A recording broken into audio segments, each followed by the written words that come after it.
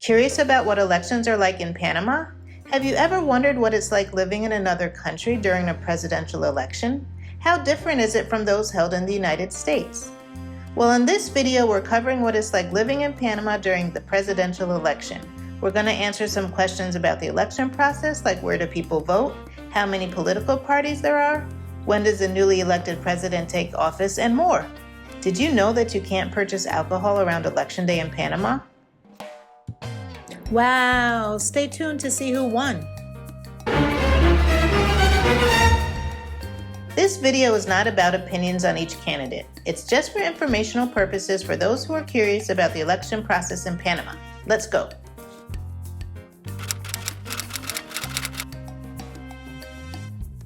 Panama's presidential elections are held in May on a Sunday. Having the elections on a Sunday makes it easier for people to get out and vote without major work conflicts, in turn creating the potential for a higher voter turnout.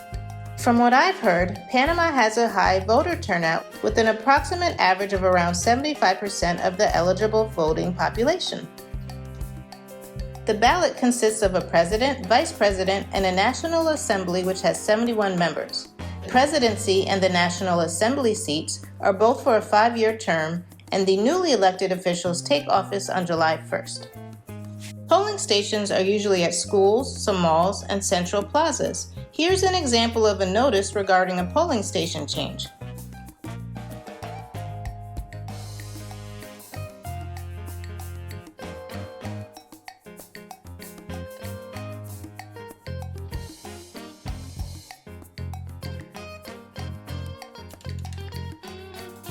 You will see political advertisements on the sides of buildings, billboards hanging from apartments, and on fences. Unbeknownst to me, 2 days before the election, the majority of the large advertisements were taken down, so I couldn't get the footage I wanted to show you. I was, however, able to get a few, and I was able to get an example of a neighbor rally for you. You can find commercial advertisements on TV, the radio, and a big push on social media. Here are some examples.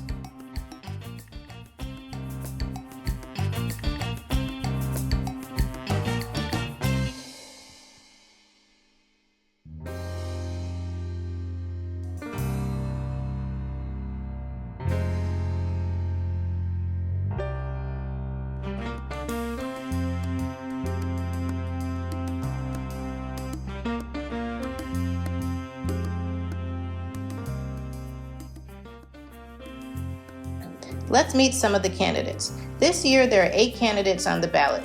We're about to cover 5 of them and the platforms that they're running on, so you get an idea of the issues facing the country. I obtained this information from the following article, which I've linked in the description below. Starting in no particular order, Jose Gabriel Corizo. He's 40 years old. He wants to raise the minimum wage and build a dry canal linking the Atlantic Ocean with the Pacific. Ricardo Lambana, 50 years old. He's focusing on modernizing institutions and creating sustainable economic growth. Jose Raul Mulino, 64 years old. He wants to bring more money to Panamanians' pockets through an array of infrastructure projects aimed at boosting employment and investment. Martin Torrijos, 60 years old. Wants to broaden the canal's operations and wants to spend $19 billion on 40 infrastructure projects, creating 165,000 direct jobs. So what drives Panamanians to the polls? The issues in Panama often revolve around economic policies, healthcare, and corruption. Most recently, the high cost of living, access to drinking water, and crime are issues that are of concern, as well as the migrants passing through the Darien. Votes are counted school by school, polling location by polling location, and all in front of delegates. Panama City, Colón, and Chiriquí have higher populations, so usually whoever wins those tends to be the overall winner. Again, I repeat, tends to be. So what are the differences between voting in Panama versus the United States of America? There are at least 3 major differences. Like mentioned before, you cannot purchase alcohol the day before the election or the day after. From noon on Saturday, May 4th, to noon on Monday, May 6th, all canteens, wineries, nightclubs, dance halls, and other places where alcoholic beverages are sold will close their sale, and consumptions are prohibited.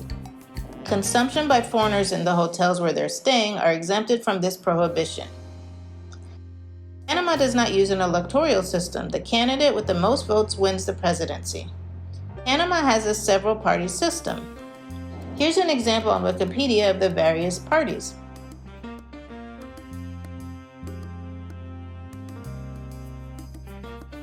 Another difference is that they burn the unused ballots. The U.S. Embassy put out this warning, which I believe is standard, and I find it to be comical what happened after our last election. But I digress. And Panama's newest president is... So this election definitely had its controversy. You can read various news articles about it, but I've linked this one from Al Jazeera in the description below. So Panama's electoral tribunal barred Martinelli from standing in the election, citing a provision in the Constitution that prohibits anyone sentenced to 5 years or more from holding an elected office. Then, the tribunal allowed Mulino, a lawyer who had previously served in Martinelli's administration, to stand for election despite not fulfilling a law that requires presidential candidates to participate in a party primary and choose a running mate. That decision, which was challenged in the country's top court, which ruled on Friday, 2 days before the election, that Mulino's candidacy did not violate the Constitution. This was truly an interesting election to watch, and as an expat or permanent resident, we're not allowed to vote, so we're just standing by to see the results. This is my first time living in another country during a presidential election, and I'm curious to see how the transfer of power will take place. If you enjoyed this type of content, please consider liking, subscribing, and sharing this video, or become a channel member. See you in the next one!